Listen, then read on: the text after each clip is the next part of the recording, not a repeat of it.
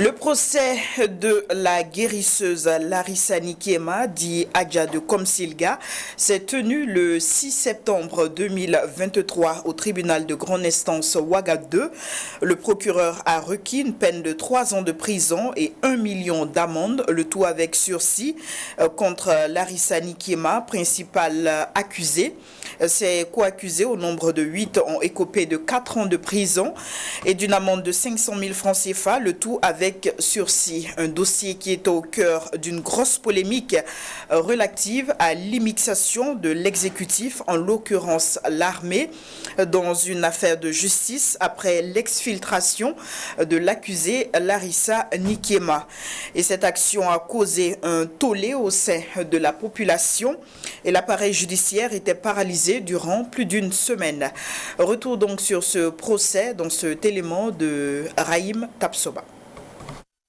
36 mois de prison, une amende de 1 million de francs CFA, le tout assorti de sursis. C'est la peine qu'écope Dame Larissa Nikema, surnommée la guérisseuse de Komsilga, au terme d'un procès marathon au tribunal de grande instance Ouaga 2.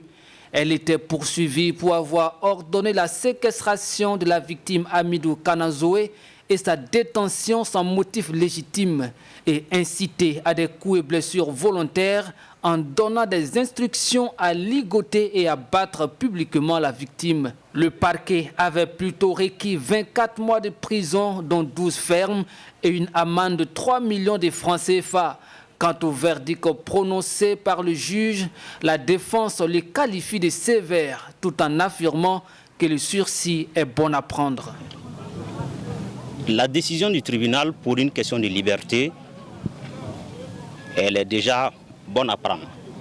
Mais nous pensons que nous restons à notre soif sur la question de la séquestration.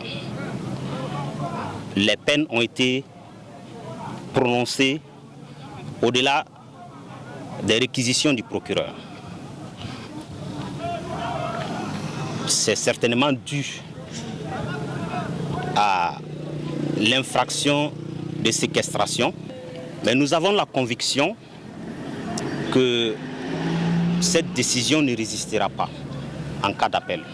Contrairement à Dame Larissa Nikema, les 8 co-prévenus ont tous plaidé coupables pour les faits à leur reprocher, à savoir la séquestration, coups et blessures volontaires et atteinte à la vie privée sur la personne de Hamidou Kanazoé.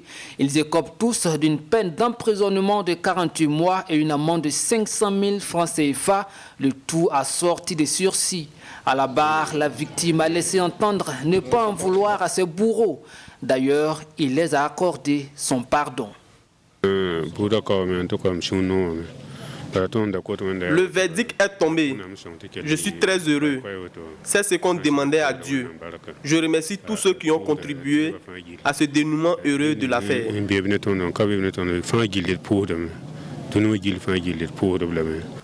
Larissa Nikema dit avoir été peinée par cette affaire de bastonnade. Tout comme ses 8 co-prévenus, elle s'est excusée à la barre.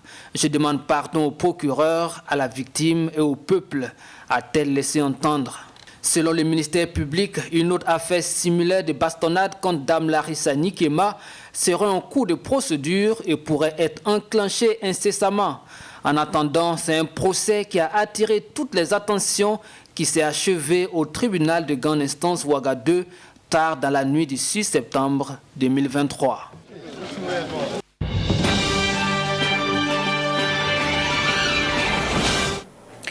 De retour sur ce plateau, nous allons analyser cette actualité avec deux de nos invités qui sont présents sur ce plateau. Nous avons Ange Gabriel Kambou, qui est journaliste, président de l'Association des blogueurs du Burkina. Bonsoir, bienvenue. Bonsoir, Vanessa. On dit également bonsoir à Alpha Yago, qui est membre du bureau politique du CDP. Bonsoir et bienvenue. Bonsoir, Madame Diasso. Alors, nous venons donc de faire un retour sur l'actualité avec le procès Larissa Nikema, dit Adja de Komsilga. La première question, elle vous est adressée, Alpha Yago.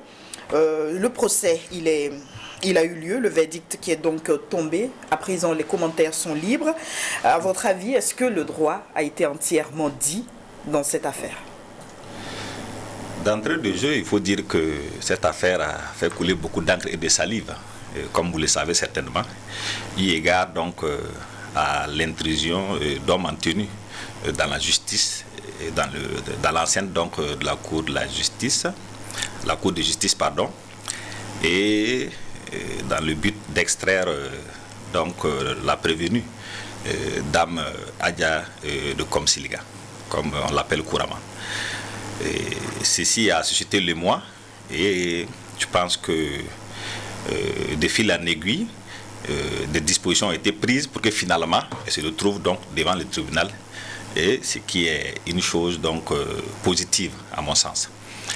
Et le procès a eu lieu, elle a pu s'exprimer, s'expliquer, elle et ses co-accusés, et la défense a pu donc donner de la voix quant aux éléments à décharge qu'ils pouvaient brandir donc pour défendre leurs clients. Et de l'autre côté, le parquet également n'a pas manqué de pointer du doigt les actes, les manquements, les actes qui ont pu être posés donc à l'encontre de sieur Amidou Kanazoué et qui font l'objet donc de ce procès-là. L'un dans l'autre, j'observe que le verdict, de mon point de vue, est,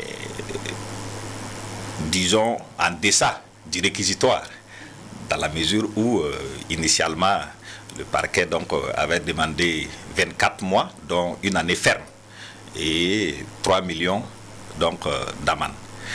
Et au finish, elle écope, la principale accusée, donc de 3 ans et 1 million d'amende, mais avec le tout assorti de sursis.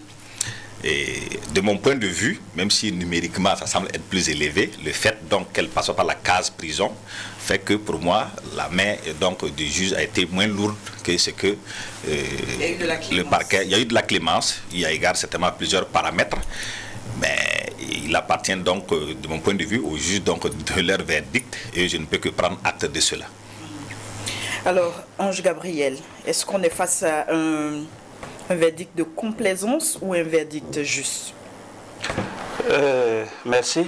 Je dirais que le fait même que ce procès ait pu avoir lieu est déjà quelque chose d'appréciable.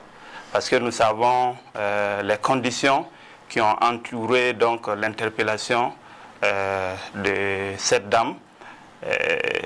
Comme on l'a dit et on l'a vu, l'intrusion donc de l'armée dans l'enceinte du palais de justice, et on peut se réjouir de l'émoi et des condamnations des Burkinabés face à cette situation. On aurait pu se taire parce que nous sommes dans une situation, ce n'est pas un gouvernement démocratiquement élu, c'est une transition. Nous sommes en période de réquisition et tout ce qui s'ensuit.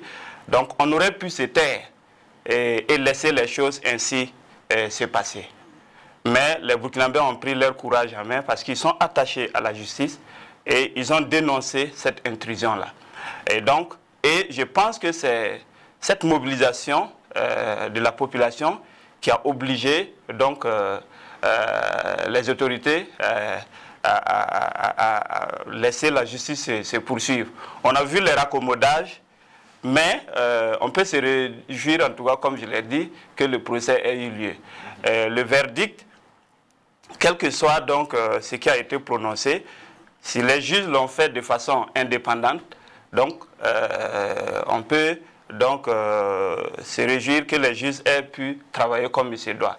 C'est vrai, on avait de la prison ferme dans ce que le procureur avait demandé. On arrive avec 3 ans et 5 ans de sursis. Et je pense que, contrairement à ce qu'on pense, le sursis n'est pas aussi simple que ça. Et je pense que le nombre d'années données, 3 ans par exemple pour Dame Adja, voilà, 3 ans, c'est quand même pas petit. Et je pense que ça va aussi participer à réduire de possibles actions qui auraient pu se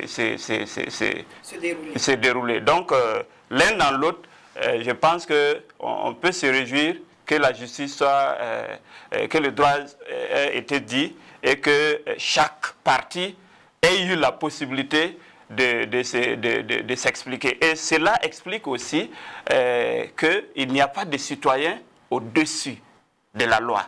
Quel que soit ce que vous faites, que vous soyez médecin, que vous soyez, voilà, quoi que ce soit, vous participez, que vous soyez un homme en tenue, que vous soyez un journaliste, vous participez au développement, au fonctionnement du pays. Mais si vous posez des actes en dehors de la loi, vous faites face à la justice et avec les mêmes droits. Alors, un fait qui suscite tout de même des interrogations, Ange Gabriel, c'est le fait que les co-accusés ont clairement reconnu leur culpabilité, mais ils ont tout de même écopé de peine avec sursis. On se pose des questions à ce niveau. Oui, c'est comme je l'ai dit, ils ne pouvaient pas nier. C'est cette vidéo même qui a participé, qui a ému les gens. Donc, ils ne pouvaient pas nier. Voilà. Mais comme je l'ai dit, je pense que... Ils s'en sortent avec de telles peines?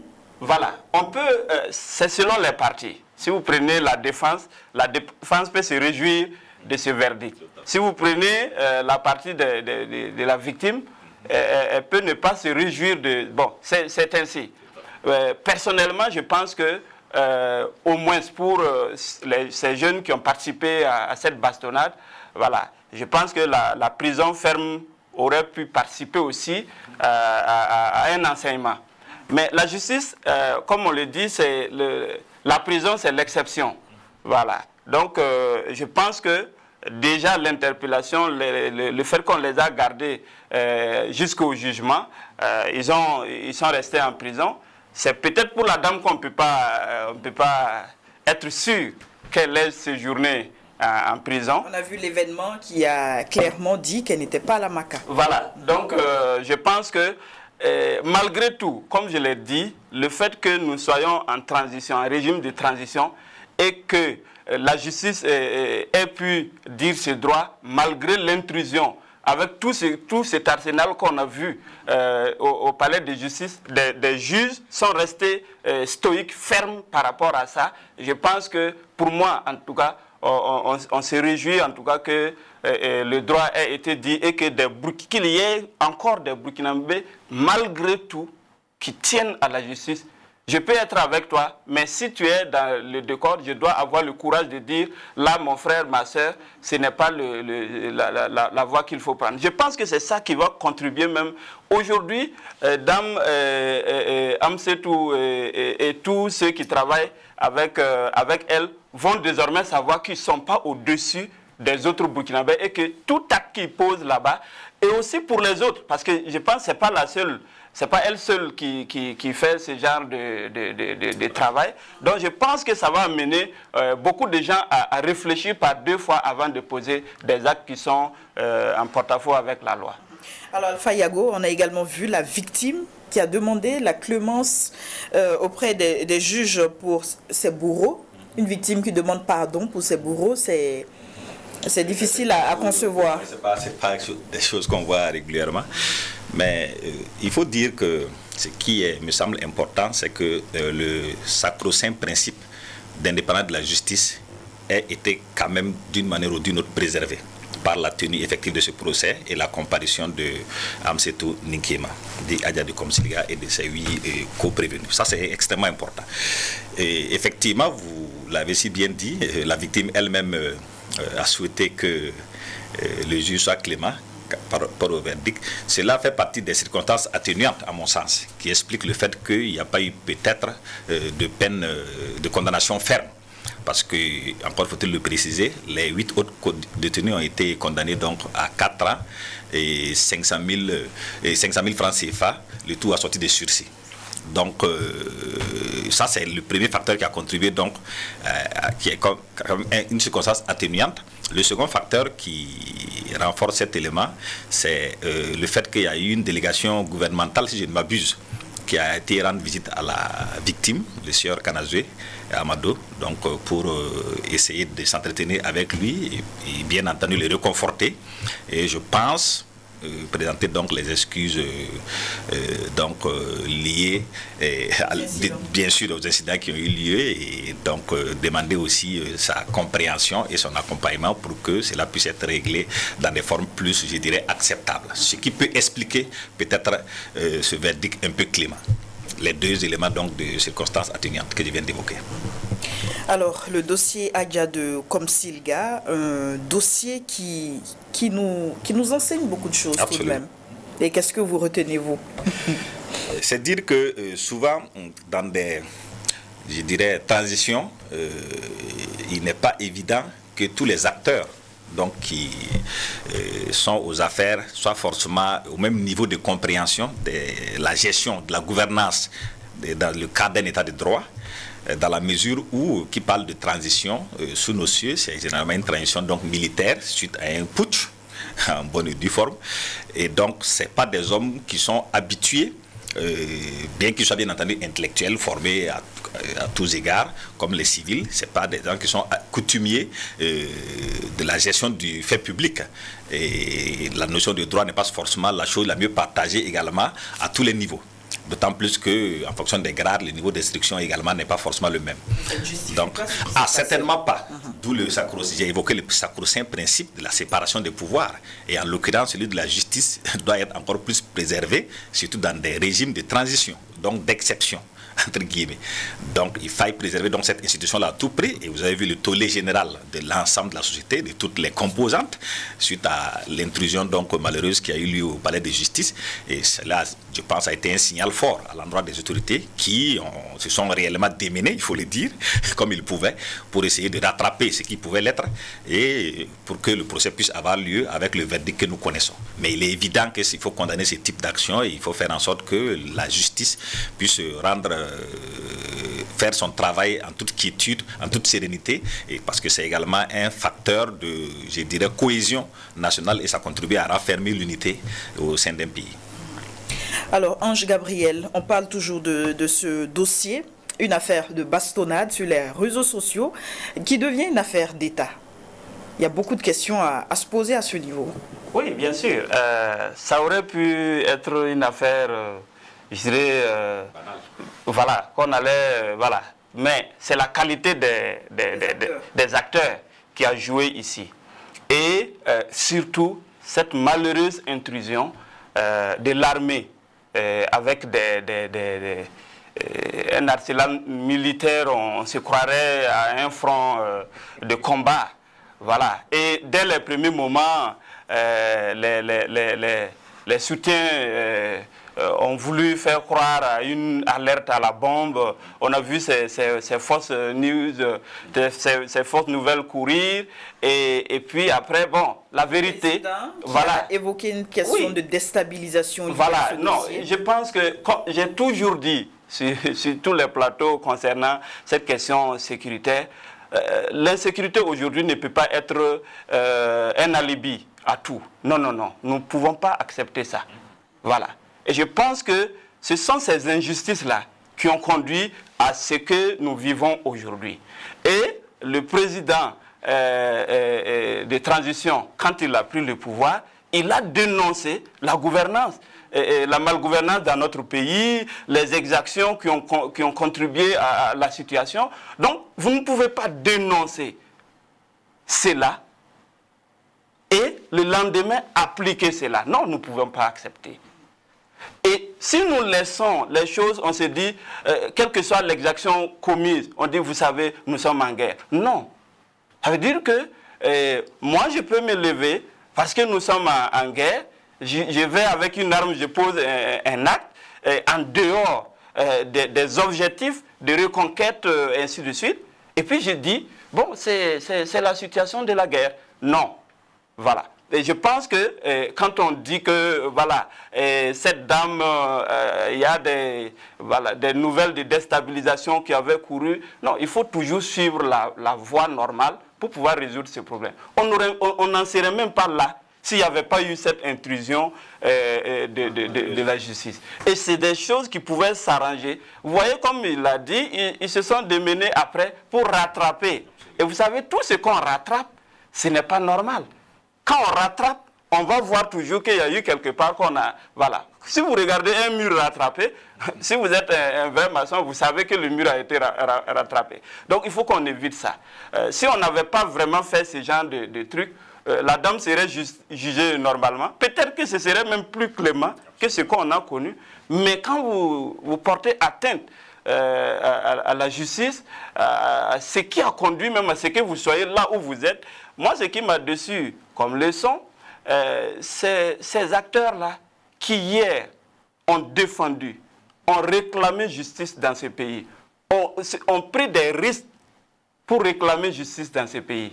Et qui aujourd'hui, parce qu'ils sont aux affaires, ont un discours aux antipodes des principes et valeurs qu'ils ont défendus hier.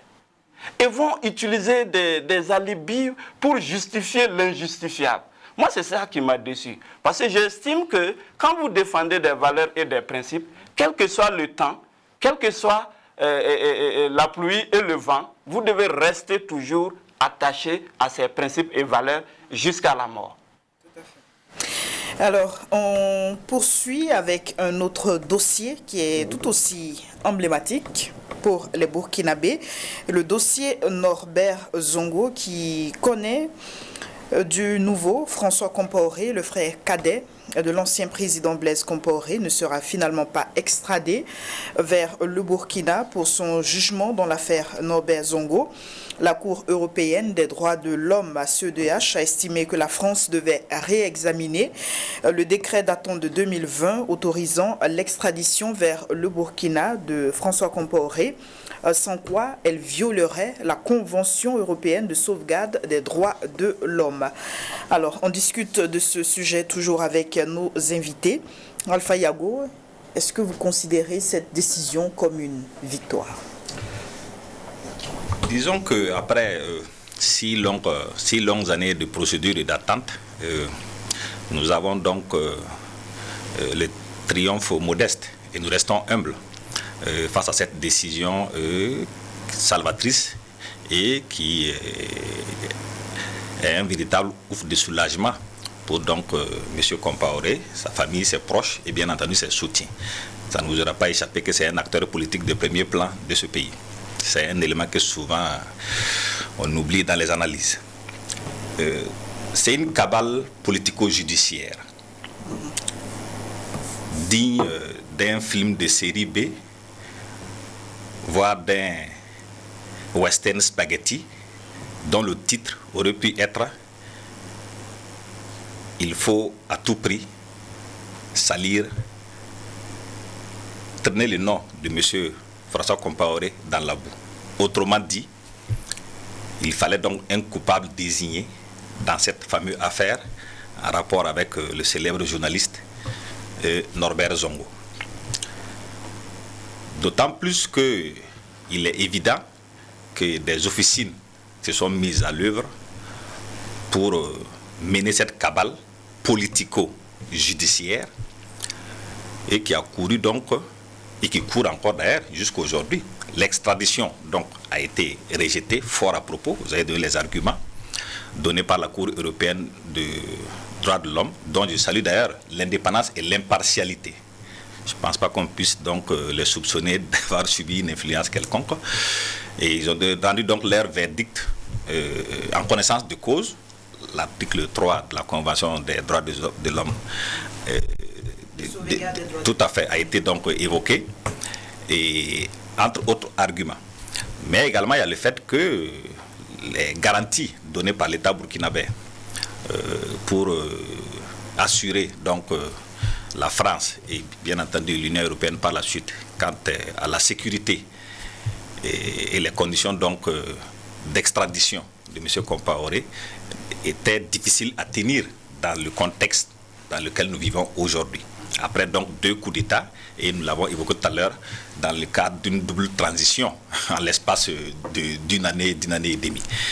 Donc il est clair que les fondements de l'État de droit sont quelque peu ébranlés, sont quelque peu fragilisés, friables, et il était difficile pour la Cour européenne des droits de l'homme s'appuyant donc sur la territoire de la Convention européenne des droits de l'homme, de pouvoir donc statuer favorablement à cette demande d'extradition-là. Et donc, nous sommes heureux que cette séquence, cet épisode prenne fin de manière heureuse, mais comme je l'ai dit tantôt, dès le début, les proches, l'entourage, la famille bien entendu, étaient sereins, tout comme M. François Compaoré lui-même, quant à l'issue, dans la mesure où il n'y avait pas réellement matière donc, à donner un avis favorable à cette requête-là. Alors, Ange Gabriel, est-ce que François Compaoré a été finalement sauvé par la CEDH, à votre avis? Bien, merci. Avant de répondre à votre question, je voudrais dire que c'est une grande tristesse pour tout homme épris de justice. Je pense que dans cette affaire, la tristesse que nous exprimons, c'est à l'égard de la partie burkinabé qui, selon le communiqué, n'a pas répondu donc, aux attentes en renouvelant les garanties. Je pense que c'est plusieurs années de combat, de lutte qui aboutissent à un tel fait par le fait que nos autorités, selon le communiqué, n'ont pas renouvelé les garanties. Donc, c'est loin d'être une victoire. Et je dirais que cette négligence entre griffes profite à M. Compaoré. Donc ce n'est pas la justice qui a été dite pour qu'on puisse dire que bon, M. Compaoré a été tiré d'affaire. Je pense que je prends cette décision juste sous le prisme de l'humanisme, des droits humains. Parce que, selon le communiqué, donc on ne peut pas envoyer M. Compaoré dans les conditions actuelles. Parce qu'il n'y a pas eu de garantie qu'il ne sera pas maltraité ou bien condamné à la prison à vie, et ainsi de suite. Bon, donc c'est juste ça, ce n'est pas dans le fond de l'affaire. Et je pense aussi que ça n'évacue pas entièrement. Ça n'évacue pas l'affaire. Parce que moi j'estime, hein, comme je l'ai dit tout à l'heure, quand on est un homme, il faut être un homme accompli. Monsieur François Compaoré, quand je vois toute cette gymnastique autour de cette affaire, moi je suis sidéré. Parce que si vous estimez que vous n'avez rien à voir dans une affaire, vous présentez devant la justice, vous apportez vos arguments, le monde va juger et les juges vont statuer par rapport à cela. Mais le fait déjà de fuir la justice est pour moi une preuve que vous vous reprochez quelque chose. Parce que si vous ne vous reprochez rien, vous allez devant la justice. Et je pense, quel que soit le verdict qui sera donné, bon, au moins vous aurez l'occasion de vous exprimer. Parce que M. François Compaoré détient des choses, des informations. Si on estime que c'est une cabale politico-judiciaire, ben, on a envie, nous qui n'avons pas préparé à cette cabale politico-judiciaire, qui n'avons pas de parti, qui ne sont pas supporters de M. Compaoré ou de cette officine de cabale judiciaire et politico-judiciaire, nous avons envie d'entendre M. Compaoré. Nous avons envie de savoir qu'est-ce qui s'est passé, qu'est-ce qui a conduit au 13 décembre 1998. Donc, si vous estimez qu'on vous accuse de quelque chose que vous n'avez pas fait, donc allez devant la justice et expliquez-vous. Donc, pour moi, déjà, c'est dommage qu'on n'ait pas répondu, à la requête de la Cour de justice et que cela profite à M. François Compaoré. Mais comme je l'ai dit, M. François Compaoré sait en son fort intérieur ce qui s'est passé. Il sait s'il est partie prenante ou non de la mort, de l'assassinat de Norbert Zongo. Donc, pour cela, comme la maman de Norbert Zongo même l'avait dit, là, il y a la justice de Dieu. Et pour moi, aujourd'hui, quand vous n'avez plus la possibilité, il a dit au début, il dit que M. François Compaoré est un politicien de premier plan et qu'on oubliait cela dans les analyses. Oui, il faut prendre ça en compte. Parce que le fait qu'il avait une position de privilège, lui avait profité. Et on avait voulu ranger, enfin, c'était fait. L'affaire avait été classée. Donc, c'est pour rappeler aux hommes forts du moment, à ceux qui vont venir, que le temps se charge de faire la justice aussi. Parce que c'était inimaginable que M. François Compaoré soit contraint de rester dans un pays pendant aussi longtemps à cause de la justice. Ce n'était pas imaginable que M. François Compaoré passe devant la justice. Aujourd'hui, c'est une probabilité. Et donc, je pense que, quel que soit votre pouvoir, quels que soient les privilèges que vous avez, vous devez rester toujours dans la légalité afin de... Parce que si M. François Compaoré ne se reprochait rien, il vivrait toujours au pays. La preuve, c'est que M. Yago est là. Pourquoi M. Yago n'est pas en exil? Alors, nous allons rappeler que le frère de l'ancien président François Compaoré est poursuivi au Burkina pour des faits d'incitation à assassinat du journaliste d'investigation Norbert Zongo et de 3 autres personnes qui l'accompagnaient le 13 décembre 1998. Alors, Alpha Yago, nous allons revenir sur certains propos de Ange Gabriel, notamment... la raison expliquée par la CEDH pour rejeter cette requête qui explique que l'État burkinabé, la France en particulier, n'a pas fourni de garantie diplomatique de non-violation de l'article 3 en son volet procédural. Alors, est-ce que, à ce niveau-là, à votre niveau, vous ne vous posez pas des questions? Est-ce que, justement, ce dossier fait partie des priorités du gouvernement actuel? Je suis mal placé donc pour répondre à cette question, bien qu'elle soit pertinente. Je suis mal placé pour répondre à la question, dans la mesure où je ne suis pas dans les secrets de Dieu, ça ne vous aura pas échappé. Elle arrange le camp François Compaoré? Comme je vais y répondre. Allez-y. Je vais progressivement. D'abord, le fait qu'il n'y ait pas eu donc de renouvellement des garanties, comme l'a dit mon interlocuteur, M. Kambou, que vous avez repris, c'est très simple. C'est difficile de donner des garanties dans un tel contexte de double coup d'État, où donc l'État de droit est, je dirais, bousculé pour le moins sur ses fondements. Ça, c'est le premier aspect. Nous sommes en train de, à l'entame de l'émission, nous avons le premier thème enrôlé et abordé, c'était la question donc de Mme Amsektou Nikema, où il y a eu donc intrusion, manu militari, je dirais, dans une cour donc de justice. Ça, par exemple, c'est difficile de brandir ça comme argument auprès de la Cour européenne des droits de l'homme et qu'elle accepte d'extrader un citoyen vers un pays où il y a de telles pratiques. Ça, c'est le premier point. Certes, mais ça montre de l'état donc de déliquescence, je dirais, de l'état de droit. Ça a été évoqué et c'est factuel. C'est pas moi qui l'invente. Ce sont les faits. Ça ne concourt pas donc à renforcer l'argument pour lequel, en tout cas, on doit extrader donc le monsieur Compaoré.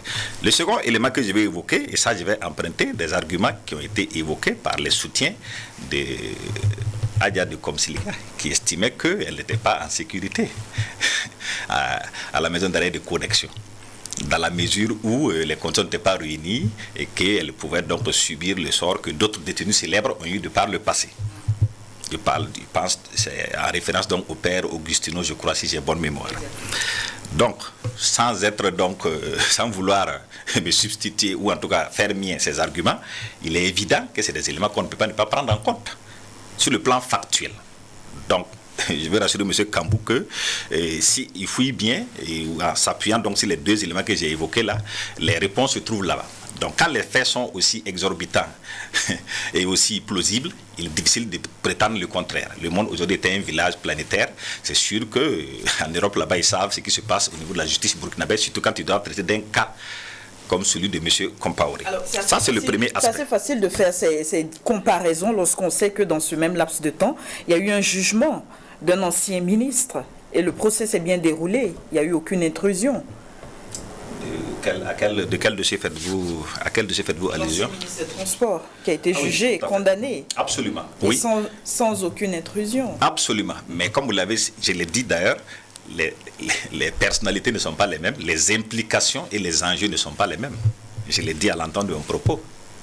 Certes, avec tout le respect que je dois au ministre qui a été jugé, je ne pense pas que ce soit le même ordre, je dirais, de grandeur, pas en termes de personnes physiques, mais en termes d'enjeux que celui de M. François Compaoré. Ça, c'est une certitude, qui est un acteur majeur donc, de l'ex-parti majoritaire, le CDP en l'occurrence, et qui a donc des centaines de milliers de partisans qui se réclament de lui encore aujourd'hui, quoi qu'on dise. Donc, partant de là, il est difficile de comparer les choses. Et donc, ça me permet d'enchaîner sur l'autre aspect que M. Cambou a évoqué, à savoir donc que sa présence aurait pu permettre donc d'en savoir plus sur la question de l'assassinat de Norbert Zongo. Je vous informe d'abord qu'il y a eu une commission d'enquête indépendante qui a statué sur le dossier, présidée par M. Robert Ménard, un célébrissime journaliste que vous connaissez, et vous savez très bien qu'il n'avait pas d'atome crochu forcément avec le pouvoir en place à l'époque. Vous êtes bien placé pour le dire. C'est lui qui a présidé la commission. Il y a un rapport qui est présent sur le net, auquel vous pouvez donc accéder. Et il est très détaillé et vous aurez tous les aspects. Les inculpés ont été entendus. Ils ont bénéficié d'un non-lieu en 2006. Je vous informe que M. François Compaoré n'a jamais été inculpé. Parce que pour inculper quelqu'un, quel qu'il soit, parce qu'il n'a pas les droits plus que les autres, je vous le concède, mais il n'a pas moins de droits non plus que les autres citoyens burkinabés. Ça aussi, il faudra que vous me le concédiez. Partant de là, sur la base donc des auditions multiples, il a été entendu et il a bénéficié également d'un non-lieu.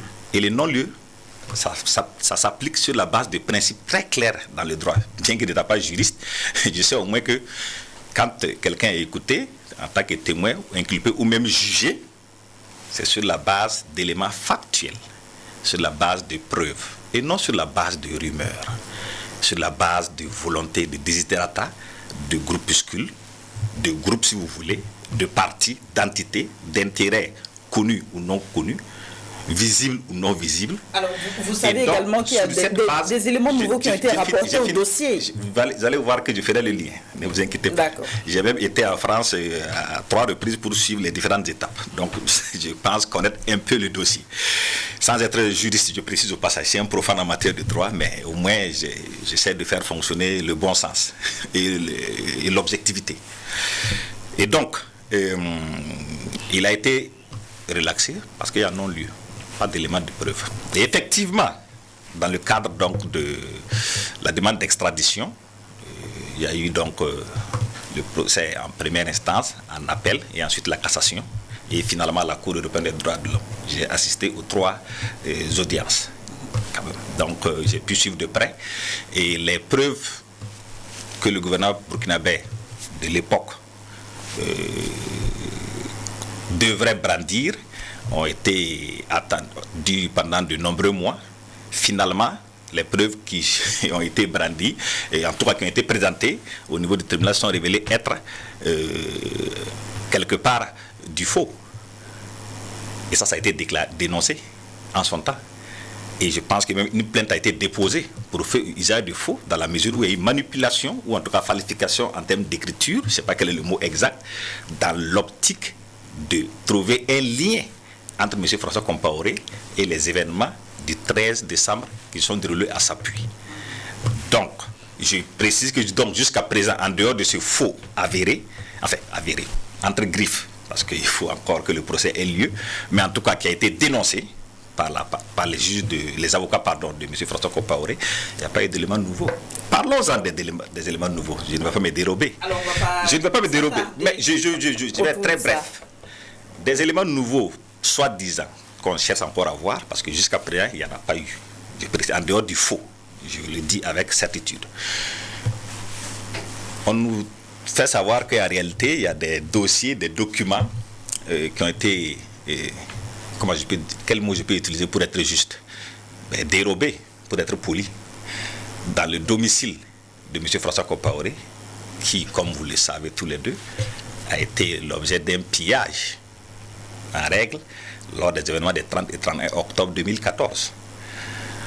Donc, si les éléments nouveaux doivent s'appuyer sur des documents obtenus dans de telles circonstances, il y a d'abord matière à réfléchir. Mais, nonobstant cela, admettons, alors, on attend toujours ces éléments de preuve qu'on a toujours pas vu. Et c'est ça le plus important. Ange Gabriel Kambou l'a dit, s'il n'avait rien à se reprocher, pourquoi ne pas faire face à la justice? Absolument. Je n'ai pas besoin de revenir sur le contexte. Nonobstant les détails. Oui, bien entendu, je ne reviens pas sur ça. J'avance. Ça me convient parce que ça va dans la droite ligne de mes arguments. Donc, vous m'avez tendu une perche et je l'ai saisie au bout. La violence des événements du 30 et 31 octobre déjà montrait la nature de le degré de la haine que certains individus et certaines personnes, certains groupes d'intérêt avaient, en tout cas nourrissaient à l'encontre de M. François Compaoré, notamment au niveau de son domicile, qui a été même transformé pendant quelques mois en musée. Un domicile privé. En tout cas, jusqu'à preuve du contraire, il est toujours privé, qui a été érigé en lieu de musée, avec tous les mensonges, le tissu de mensonges qui a été brodé autour donc, de la maison et de certaines soi-disant actes qui ont été posés, qui n'ont jamais pu être prouvés. Et c'est ça le danger de la rumeur en fait dans notre pays. On a souvent tendance à condamner des gens verbalement sur la base de la rumeur, sur la base de, je dirais, de dessins, je dirais, inavoués, mais on n'arrive pas à les prouver. Ça fait date de 8 ans maintenant. Certes, mais... Est-ce que cette violence, cette même amertume... Vous allez voir quand je vais chuter, et je vais chuter très vite. Donc, une fois que ceux qui étaient donc aux affaires étaient donc dans le sillage des événements des 30 et 31, j'essaie d'être modéré, hein, pour ne pas... voilà. Donc, sont aux affaires, vous comprendrez que pour quelqu'un doué de bon sens, il est difficile qu'il puisse se présenter devant la justice pour demander que le droit soit dit dans les règles de l'art. Ça, c'est la première chose. Maintenant, on a eu 2 transitions. Je vois qu'il y a eu d'impatience. Je suis tout aussi impatient que vous. Il y a eu 2 transitions. La première a duré que 8 mois et la seconde est arrivée dans un contexte où l'insécurité est la priorité. Encore faut-il le rappeler. Je ne dis pas que la question de droit doit être mise de côté ou que la justice doit être mise sous le boisseau. Mais je précise que dans un contexte de transition, il est évident qu'il faut que les acteurs de la transition créent les conditions optimales pour qu'il n'est pas le seul. Il y a d'autres personnes, d'autres exilés imminents à l'extérieur qui ont été condamnés et qui ne sont pas rentrés au pays. Et j'imagine que c'est pour les mêmes raisons. Donc, si les conditions sont réunies pour qu'un procès équitable puisse avoir lieu, un procès où le droit sera dit sur la base d'éléments factuels et que la dignité et la respectabilité de ces différents, je dirais, présumés, voilà, innocents, je vais dire, sont assurés, je suis certain que beaucoup, pour ne pas dire tous, viendront répondre à cet appel. Ça, je peux vous le rassurer. Donc, je pense que c'est une question de temps et comme il l'a si bien dit, ce n'est qu'une séquence qui a été jouée.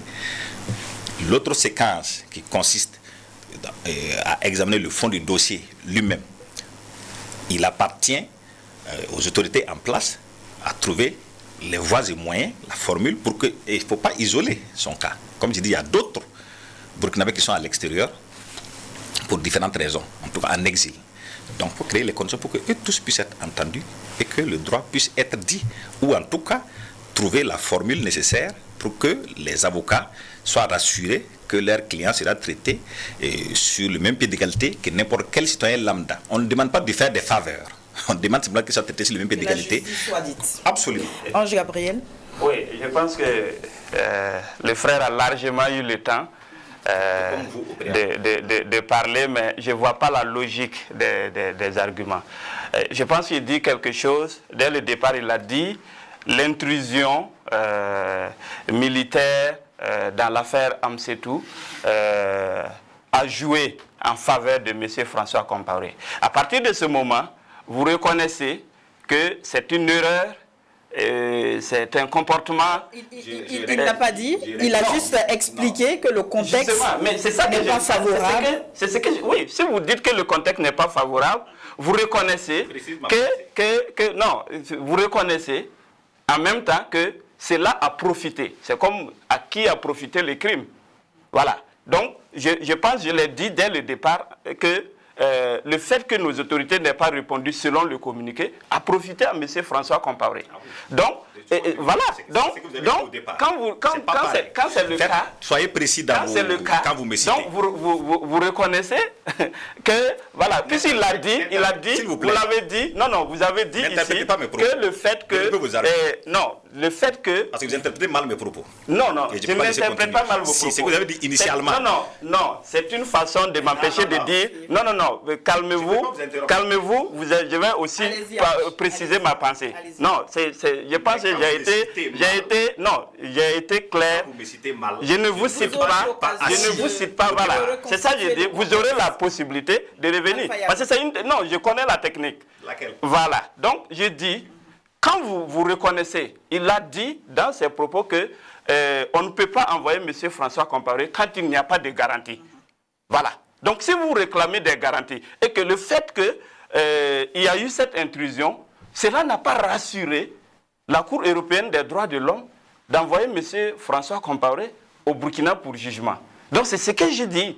Quand vous reconnaissez ça, ce sont ces faits qui ont profité dans le dossier.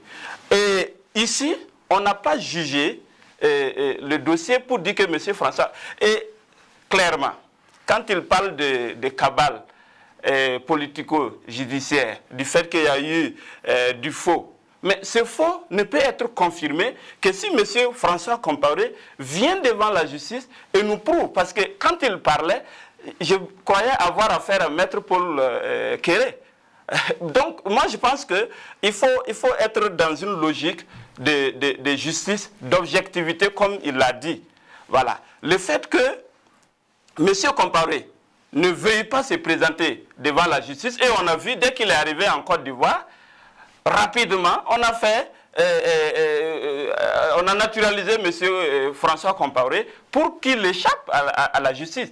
Donc c'est ça que je dis, quand il y a ces manœuvres qui visent à protéger un individu, à faire en sorte que l'individu échappe à une justice, ça veut dire que l'individu, quelque part, se reproche quelque chose. Et c'est pour ça que j'ai posé la question. Pourquoi M. Yago n'est pas en exil? Si M. Yago n'est pas en exil, il vit au Burkina, il sait qu'il y a quand même un minimum de droits que l'État, même d'exception, lui garantit pour qu'il puisse y vivre. Il y a d'autres personnes dans le dossier ou qui ont gouverné jusqu'au 31 octobre 2014 qui vivent au Burkina.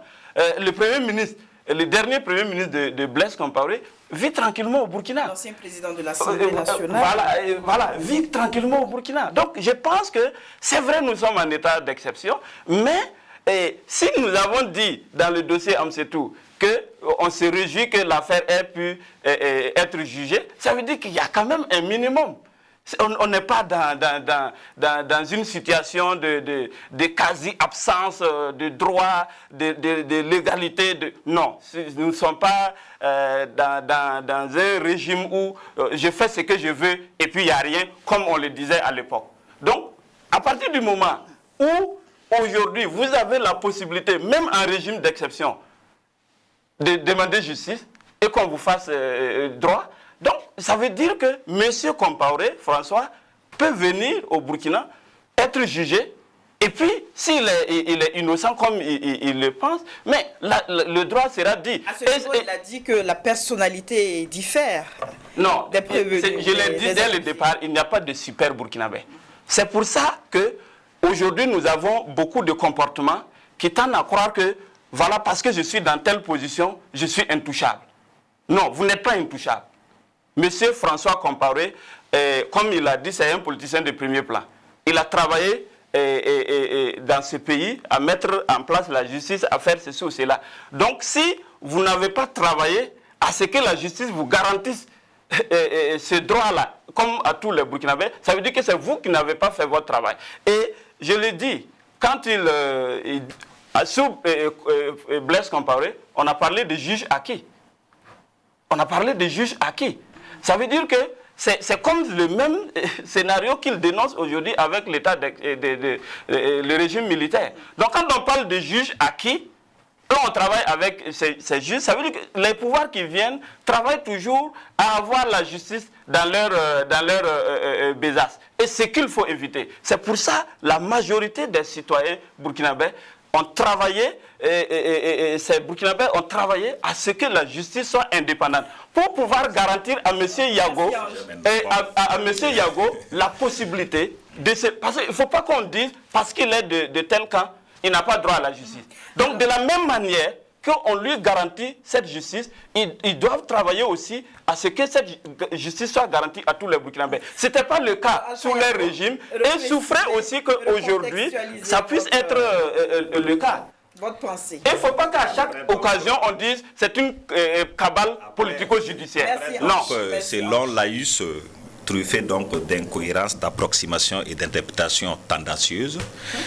Non, vous savez, je vous ai écouté, non? Vous voulez appliquer votre technique, donc vous me l'approchez. Donc vous voulez ramener. Non, c'est une injure. Ah bon? D'approximation? Vous dites tendancieuses et sur le suite. Restez toujours dans le débat. Je le dis, vous ne pouvez pas juger. Vous ne pouvez pas juger mes propos de cette façon. Restez poli dans la prise de la parole et dans la considération pour l'autre. Monsieur Kambou, voilà. Je vous invite à donc vous calmer. Non, je l'ai dit pour vous. Je suis calme et je vous ai invité le premier à être calme. J'étais calme. Voilà. Si vous n'avez pas de propos respectueux, vous ne pouvez pas avoir mon calme, monsieur Yago. Je reprends donc ce que j'ai dit pour qu'il sache exactement quels sont les mots que j'ai utilisés. Parce que je ne les utilise pas au hasard. J'ai dit donc que, après donc votre long laïus, avec des propos approximatifs, des accusations tendancieuses, pas parler de fallacieux, donc je maintiens, je me permets maintenant, donc vous voyez que ce n'est pas des injures. Si, je me permets. Je vous le dis, oui. Bon, ça c'est votre point de vue, mais c'est un débat qu'on pourra faire en off et je vous démontrerai le contraire. Donc pour poursuivre, donc, je disais que il y a beaucoup de choses qui ont été dites, mais il faut qu'on reste concentré et focus sur le sujet. Parce que c'est un sujet extrêmement important et c'est pourquoi d'ailleurs après une longue période d'absence médiatique et après votre aimable invitation, j'ai accepté de venir. Donc le but c'est d'éclairer l'opinion et surtout que ça ait un caractère pédagogique et instructif. Pas de venir faire des querelles de chiffonniers ici, sinon je ne serais pas venu. Donc, pour dire tout simplement que beaucoup de choses ont été dites, je ne vais pas relever tous les aspects, mais j'observe simplement que la question nodale est la question donc de l'administration d'une justice indépendante, et une justice équitable, une justice juste, je vais dire, en ce qui concerne donc le dossier François Compaoré. Le caractère politique de l'homme n'est plus à débattre. Les enjeux importants y afférents ne sont plus à démontrer. Quand vous le comparez à d'autres personnes pour qui j'ai beaucoup de respect, certes, j'ose dire simplement que les enjeux ne sont pas les mêmes. Il n'est tout de même pas un super burkinabé. J'ai bien précisé que je suis le premier à le dire, et je l'ai dit avant vous. J'ai dit, mais il n'est pas non plus moins que les autres. Ce qui veut dire qu'il est comme un citoyen quelconque. Par contre, il y a des enjeux liés, ce n'est pas la personne, il y a des enjeux qu'un acteur de premier plan, qu'il soit politique, économique, militaire ou même au plan de la justice, vous conviendrez avec moi que ce n'est pas la même chose. Quand on parle du président du tribunal de grande instance, ce n'est pas le citoyen lambda. Voilà. Donc, c'est dans ce sens-là, c'est dans ce registre que je place ce débat. Et donc, partant de là, il faut tenir compte de ces paramètres-là. Alors, je vous ai vu faire un lien avec l'affaire Larissa Nikema. Oui. Vous offusquez que l'armée s'est ingérée, s'est immixée dans l'affaire judiciaire. Oui. Et c'est surprenant de vous voir justement défendre quelqu'un qui est dans une affaire judiciaire également en cours. Oui. Mais je ne vois pas là. Le droit doit être dit à tous les niveaux. Oui, mais comme j'ai dit d'abord, c'est pas... Je suis votre logique. Ah, mais... Et je le maintiens, et nous avons toujours revendiqué dès le début de la demande d'extradition que le droit soit dit si des éléments factuels, encore faut-il le rappeler. Et je l'ai dit dans mon premier laïus, ou le deuxième. Il faut que des éléments factuels. Je reconnais que c'est lui qui fait laïus. Mais monsieur, mon frère Yago, c'est que vous parlez de choses qui ne sont pas ça. C'est devant la justice. C'est devant la justice que ça se passe. Ce n'est pas un monsieur qui reconnaît. Non, ce n'est pas vous qui ne reconnaissez pas. Vous l'avez reconnu ici. Vous avez reconnu ici que vous n'êtes pas du droit. C'est la justice qui permet de le faire. Monsieur Kambou, je ne vous permets pas de m'interrompre. Ce n'est pas vous qui faites la police du débat ici. Vous l'avez fait. Oui, et vous m'avez demandé de me calmer. Je sais voilà, donc si vous l'avez fait, si vous le faites une deuxième fois, je le ferai. Est-ce que c'est vous qui faites la police des débats? Vu que les deux invités ne parviennent pas à se comprendre rapidement, parce que nous allons devoir poursuivre l'émission. Donc, c'est lui qui m'interrompt, donc il ne m'interrompt plus. Donc, je pense que ce qui est le plus important et ce qui est important à préciser, c'est que quand j'ai parlé de laïus, ça veut dire mon intervention, je n'ai pas parlé de lapsus. Je n'ai pas parlé de lapsus aussi, j'ai repris votre mot laïus. Donc dans mon laïus, ça veut dire dans mon développement, voilà, j'ai bien dit que effectivement la justice devrait rester indépendante. Ça c'est un idéal, c'est ce que nous souhaitons. Mais il n'en demeure que dans la pratique, nous avons démontré ici dans le cadre de l'affaire de Mme Amsetou de Komsiliga qu'il y avait eu une matière à redire dans la conduite des affaires de la procédure judiciaire. Et donc, forcément, c'est ce qui a contribué à motiver donc, la décision de la Cour européenne des droits de l'homme. C'est qui est une question de bon sens. Maintenant, Alpha Yago est présent au Burkina, tout comme d'autres personnes sont au Burkina Faso. Mais justement, chacun a un dossier qui le concerne et chacun traite son dossier en fonction des éléments, des arguments qu'il a à sa possession et des éléments de garantie qu'il a quant à la bonne conduite de la procédure judiciaire. La justice telle que idéale, c'est ce que nous souhaitons tous. C'est un idéal, c'est voilà, et comme vous le savez, un idéal est difficile à atteindre. C'est un travail continu, c'est une quête permanente. Merci, et donc, dans le cadre de ce dossier, il est évident que notre plus grand souhait, depuis le début, c'est qu'on dise que le droit soit dit, mais sur la base d'éléments factuels, pas sur la base des désiderata de quelques individus. Merci Alpha Yago, merci à accusent. Merci aux fidèles téléspectateurs du 100% Info. Je vous donne rendez-vous à une autre date pour d'autres actualités.